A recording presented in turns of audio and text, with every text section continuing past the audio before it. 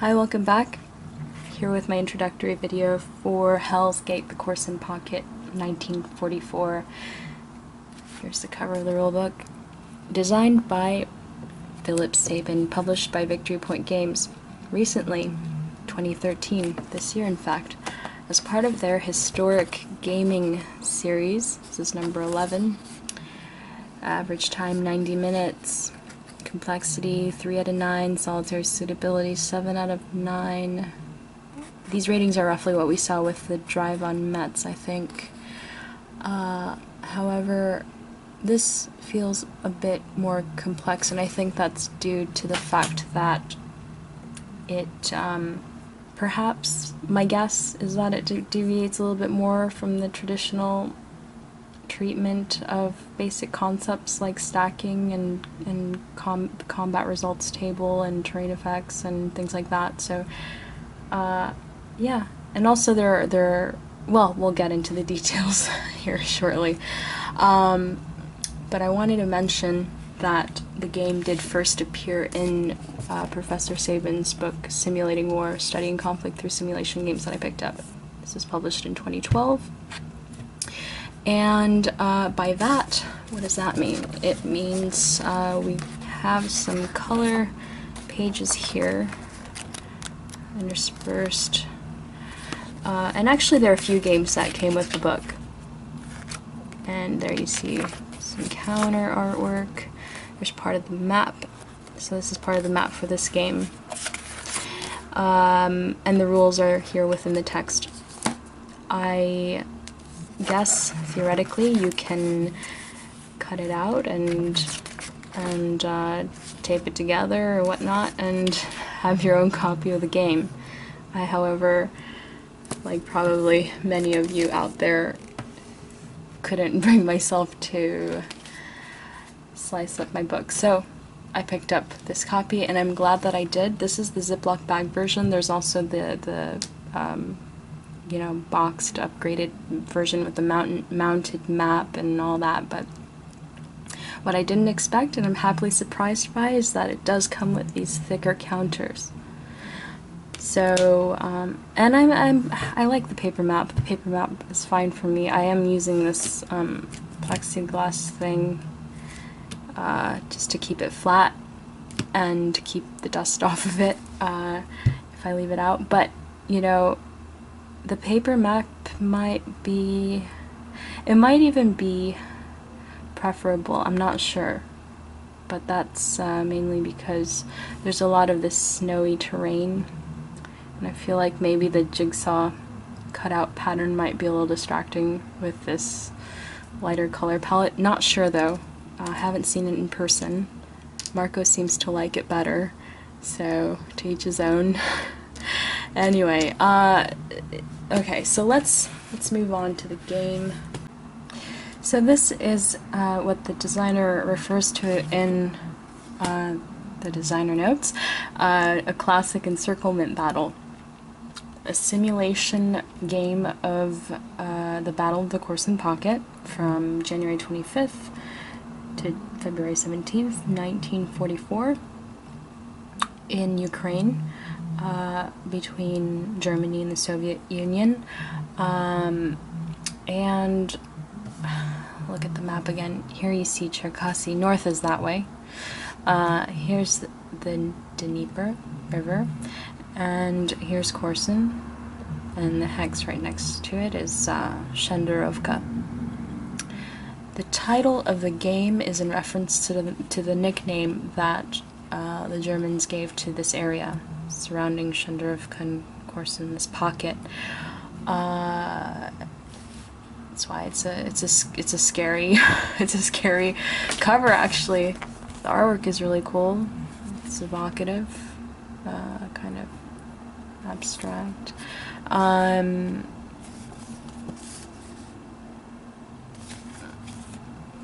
But you get this very scary title, this very scary font, and from what it sounds like from reading the designer notes,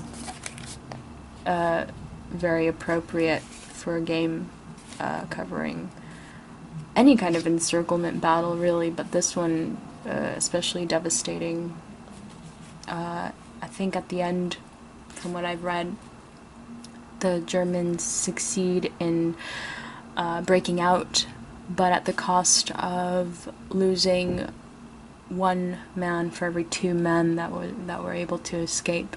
So what do we get with the game? We get, in addition to these starting units here on the board, which actually, if you take a closer look at them, have the hex location, the starting location in the upper left. Hexes are, well, the columns are lettered and the rows are numbered, so this unit always starts the game off in hex B2. It's right there. We also get reinforcement units up there, and those are also predetermined. They always start off in the same location, same turn in which they're available. Underneath each holding box, which is unit specific, there is also a hex location, letter number, so they always appear in the same hex if they can. So we have all of those reinforcement units. Here's the turn track marker, and this doubles as kind of a weather slash grounds condition marker. I'm all cut up here, having a kitten in the house. Anyway, so we start out with snowy conditions, and then at a certain point each turn we roll. At the end of each turn we roll to determine if or when the grounds turn to mud. And once the grounds are muddy, they stay muddy through the end of the game, and as you'd expect, that affects combat movement. There is the terrain effects chart right here, some destroyed units, holding boxes, and then in the back of the rulebook, see, this is why it's hard for me to use this tripod, because it's so limiting, so constricting. On the back of the rulebook, we got a sequence of play, combat sequence, reminders for what various unit status markers mean, some other kind of reminders, and then the combat results table, and then whatever shift modifiers we have. Here are examples of the informational markers. One for out of supply. There are 12 that come with the game. Double-sided. No, what is that? Coca-Cola?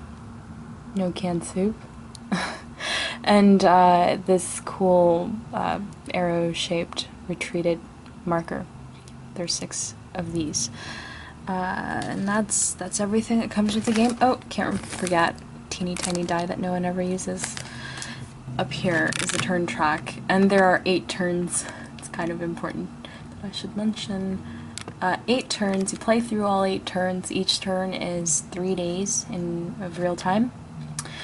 And down here, each hex is roughly 20 kilometers across, or 12.5 miles. You'll also notice that the hexes themselves are large. I mean, they're large in comparison to the size of the units. You'll also notice that there are actually 2 different sizes of unit counters. See up here, for example.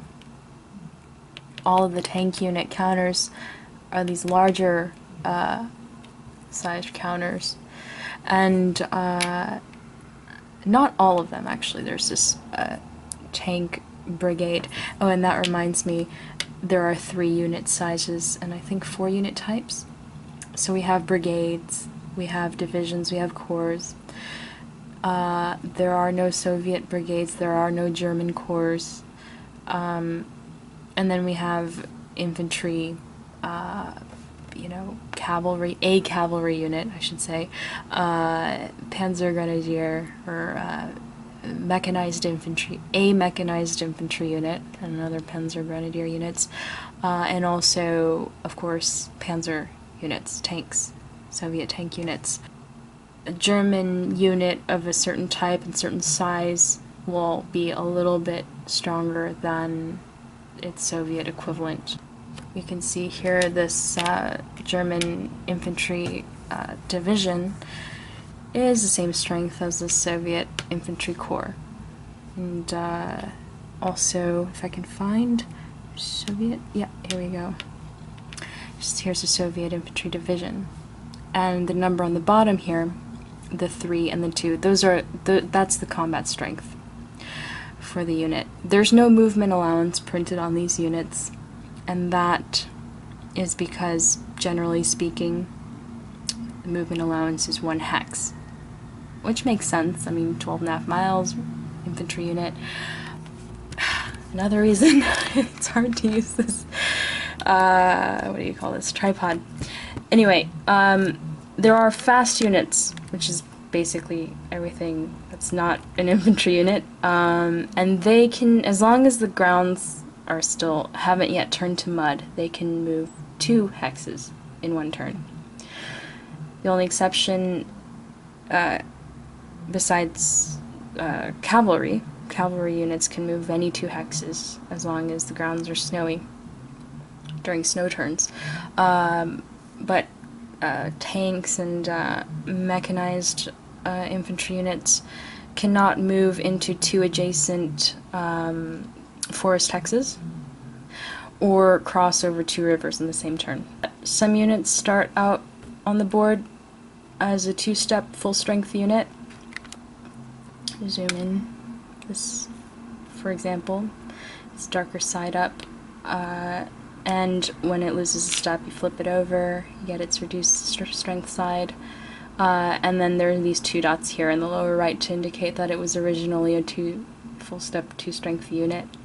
And then there are other units that start out on the board as a 1-step unit, kind of reduced side, with a single dot in the lower corner there. So there's no rebuilding or replacing in this game, but that's just to let you know what they were when they started. And you'll see once the full step unit loses a strength, loses a step, then we no longer see the starting hex location on it anyway. So that's another reminder. Units that are in the reinforcements area, instead of a hex location, they have this little turn number in a circle in the upper left corner. That whole thing makes setup easier. Here you'll see black crosses. We're familiar. Those are German related icons, in this case signifying German supply source hexes. So they get the whole of column A and this bottom hex of column B. And then we have the hammer and whatever, what is it called? I can't remember what it's called, the hammer and sickle symbol for the Soviet player. They got basically all the starting hexes, almost all the starting hexes that are along the edge of the map here. These 3, this right here, and let's see, not this one, so that was a lie. Not all of the starting hexes. So these 4 along this diagonal here. And then the snow-covered terrain, that's considered clear. We saw the forest, we saw the rivers. The tank units and panzer units, their combat strength is in brackets. And that is because it's actually a variable combat strength. When defending, they use the combat strength as written, as their defense strength. But when attacking, if they're attacking into clear terrain, this number is tripled. And when attacking into the forest, into the forest or into Cherkasy, it's just doubled. And all of that is noted on the terrain effects chart. It's up there.